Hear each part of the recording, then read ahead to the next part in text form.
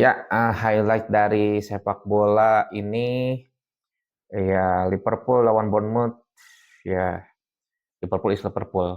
Gue bilang sih harusnya ini uh, semakin dekat ke tangga juara dan gue termasuk orang yang gak sabar ya ketika ngelihat Liverpool itu juara lagi sebagai juara Liga Primer ini. Uh, gue no comment tentang pertandingan antara Liverpool dengan Bournemouth ini karena Arne Slot gue bilang itu adalah nahkoda yang luar biasa yang bisa meneruskan era Klopp gitu ya. Bahkan Trent Alexander-Arnold bilang ya perbedaan antara Klopp dan juga Slot itu langit dan bumi katanya kan gitu. Klopp itu kan berbeda karakternya dengan karakter kerasnya, dengan karakter tegasnya gitu kan. Nah ini Slot ini lebih smooth, lebih menyesuaikan, jadi dia bisa lebih menguasai ruang ganti.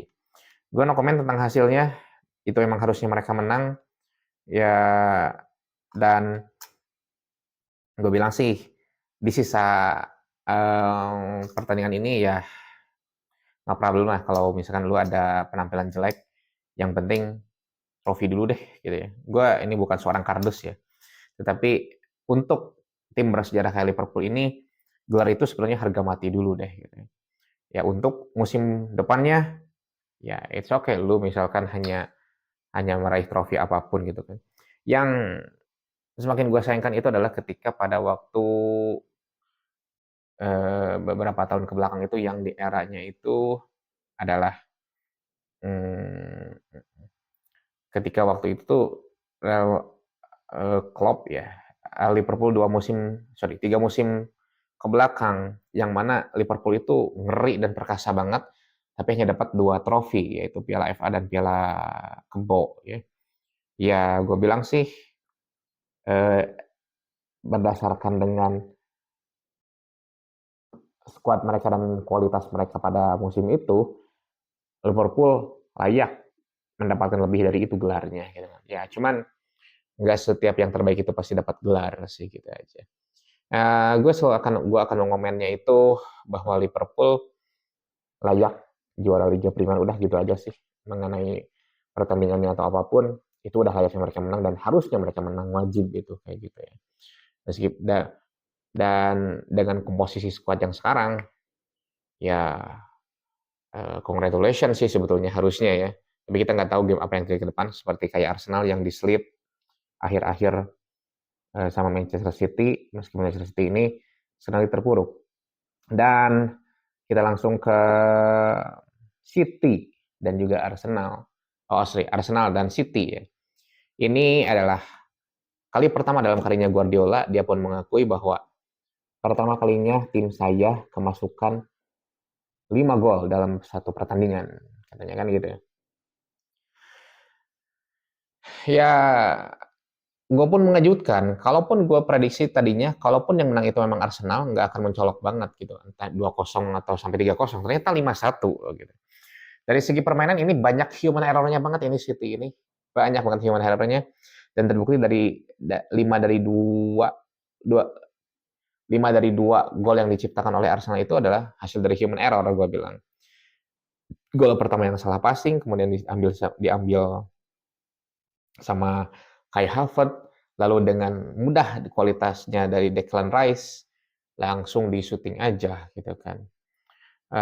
Begitu juga dengan beberapa gol yang gue lupa gol keberapa yang pasti 5-1 gitu aja. Ya City ini memang ini bukan musimnya City lah gue bilang. Namun mereka bukan berarti City yang lemah. Selemah lamanya City, City tetaplah City gitu kan. Kalau gue bilang sih sebetulnya memang peluang City meraih gelar juara itu sebenarnya masih ada loh. Tetapi memang sangat tipis. Tipis dalam artian gue masih mempertimbangkan antara peluangnya itu 20% ke atas, di mana masih bisa City itu. Karena City itu seperti kayak ada fasenya ya. Fasenya kalah-kalah terus. Nah sudah menang, menang terus gak ada yang bisa hentiin gitu kan. Selalu kayak gitu City itu. Selama dengan Pep ya. Itu uniknya. Ya akhirnya berkali-kali diselip lagi. Akhirnya berkali-kali mereka nyelip lagi dan juara lagi gitu kan. Karena mental sudah terbentuk, dana pun nggak berkurang, dan udah perfect aja nih tim gitu kan. Dan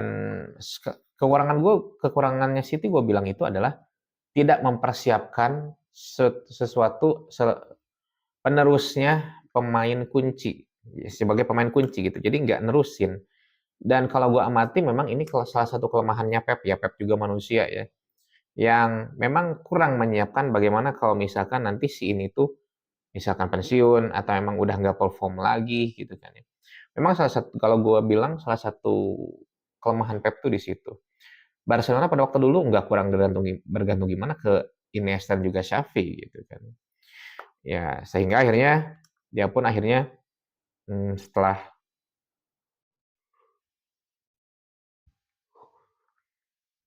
4 musim kalau nggak salah Barcelona dia pun angkat kaki gitu. Di Munchen, gue bilang di Munchen itu nggak menghasilkan apa-apa selain Bundesliga. 3 musim di Munchen juara satu semua, disikat lagi semuanya, dan akhirnya pindah ke City gitu. Sempat mengalami masa-masa sulit dan pada akhirnya bisa raih treble winner. Dan memang mereka pantas banget gitu dapetinnya.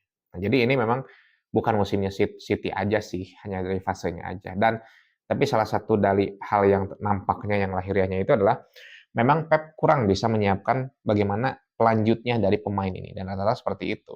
Rata-rata memang tim-tim besar kurang bisa, hanya sedikit tim lah yang bisa mempersiapkan skuad masa depannya apabila nanti si A ini udah nggak perform. Hanya sedikit tim memang.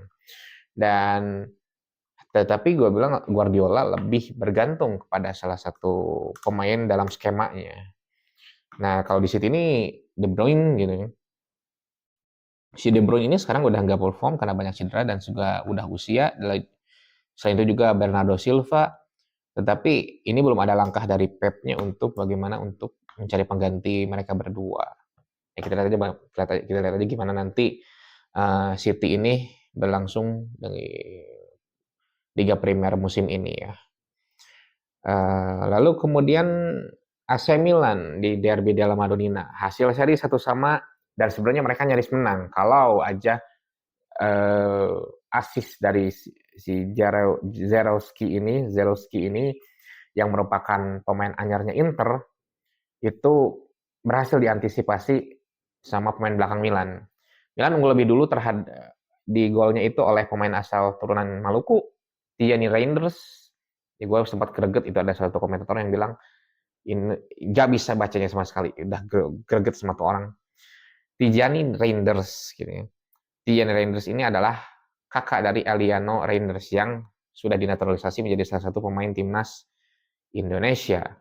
Ya, si Reinders yang memang musim ini bersinar dari sejak Fonseca.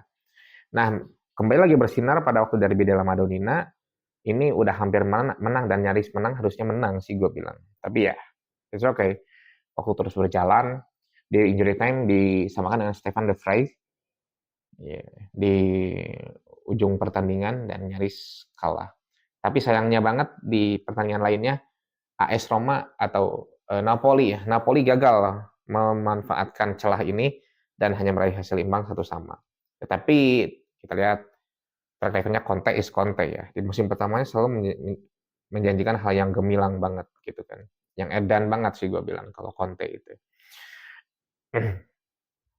Dari segi permainan Milan di era Conceição ini gue bilang bahwa memang ini butuh waktu dari Conceição ini untuk meramu Milannya ya. Conceição ini kalau melihat dari pernyataannya sih lebih kepada permainan yang nggak begitu ribet sebetulnya. Yang penting bagaimana meraih hasil yang maksimal itu. Tetapi diiringi dengan permainan yang memang nggak jenuh juga gitu kan kayak gitu. Dari segi permainan sih kalau gue lihat dari Derby della Madonnina bahwa memang Inter jauh lebih jelas bagaimana arah permainannya. Dan ini mereka udah ke tahun ke-4-nya Simone Inzaghi. Jadi wajar mereka itu sudah matang banget dalam permainannya Inzaghi ya. Dan musim lalu mereka berhasil meraih Scudetto karena memang udah waktunya ya. Karena berkali-kali juga gagal ya Pada waktu tahun pertama kepelatihan Simone Inzaghi, yang jadi juaranya adalah Milan gitu kan. Nah, yang musim keduanya itu adalah Napoli, lalu kemudian baru musim ketiganya dia, Simone Inzaghi ini, eh, Scudetto di Inter. Dan hal yang wajar kalau misalkan ketika di era keempatnya Simone Inzaghi ini, permainannya jauh lebih cair, jauh lebih jelas arah patennya seperti apa gitu ya. Sebenarnya dengan Milan ini ya memang gue harus akui semenjak Massimiliano Allegri belum ada lagi permainan yang jelas cara mainnya itu seperti apa di Milan ya. Ya meskipun dengan Pioli pada waktu itu raih Scudetto ya, cuman mainnya ya gitu-gitu aja, gerusak-gerusuk gitu. Cuman yang nggak tahu sih itu permainan indah lah, tiki-taka ala Milan ya lah. Gue jujur kurang setuju akan hal itu ya. Dan uh, apakah suatu kebetulan yang faktor lucknya memang gede di musim itu. Dan pada akhirnya kan memang nggak perform juga. Dan gue sudah bilang ini si Pioli ini pada waktu itu ya, emang bukan pelatih yang cocok atau bukan pelatih yang kelasnya Milan. Ada Fonseca sempat ada harapan, tapi ternyata Fonseca hanya berhasil sampai paruh musim. Dan sekarang Conceição. Conceição ya memang dari segi permainan oke lah, sedikit-sedikit udah ada arahnya ke sebelah mana. Dan tapi yang gue kritik di sini kan yang di Milan itu adalah ini ngandelin comeback melulu. Kalau nggak comeback, gue lebih dulu kekejar juga gitu. Ya nggak bisa diandelin comeback dalam suatu pertandingan. Oke, lu kan bisa comeback dengan ngalahin Juventus, Inter sehingga akhirnya lu berhasil meraih Piala Supercoppa gitu kan ya. Oke, okay. Tapi apakah bisa diandelin terus dengan comeback? Nggak akan juga gitu gue bilang. Nggak bakal lu bisa ngandelin comeback dulu gitu kan. Dan semua itu ditentuin ya selain dari faktor luck-nya itu ya dari permainannya juga gitu. Dan dengan permainan di Derby della Madonnina itu ketika setelah